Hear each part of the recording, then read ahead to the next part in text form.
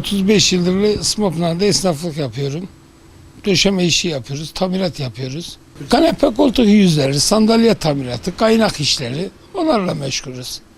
Yani eskileri tamir etmek daha ucuza mal oluyor. Bir koltuk takımı hemen hemen 25-30 liraya mal oluyor.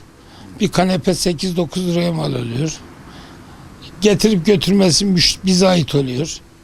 Yerine göre değişiyor. Kanepenin şekline göre fiyatlar değişiyor. Koltuk takımı da boyasıyla olursa ayrı fiyat, düz olursa ayrı fiyat oluyor. O şekil. İşte koltuğuna göre değişiyor. Yani 40'a çıkan koltuk da var ama genellikle ortalama 25-30 arası bir koltuk takımı çıkıyor tamiratı. Biraz kumaş kalitesi yükseldikçe fiyat artıyor.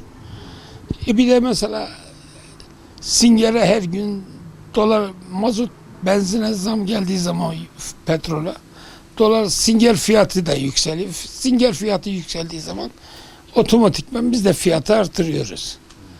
Ona göre. Ama şu anda ortalama böyle devam ediyor. Eski malın içinde gürgen ağaç var. Kaliteli demir var. Şimdikilerin içi kavak ağaç. Yenilerin içi kavak ağaç. Onun için eskiyi tamir etmek daha cazip, daha kaliteli.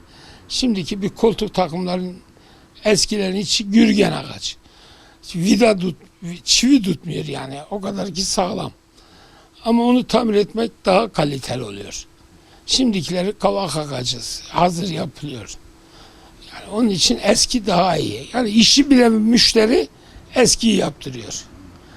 Ama adam diyor mesela tamiratı gidip tamir yaptıracağım 30-40 lira vereceğim 70-80 lira veririm. Taksitle bir koltuk takım alırım. Ama yaptırdığı tamiratın parasından daha erken o yıpranır yani.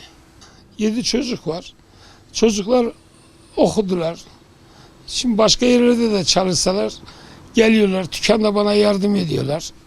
Yani yardımcı oluyorlar şu anda. İşte tabii biz bu dükkanın sayesinde çocukları büyüttük. Başka büyüdemedik. Belki daha lüks büyüdemedik ama işte büyüdüler. Alnımızın terine çalıştığımız için bu şekilde de kazanıyoruz. Allah işte, idare ediyoruz.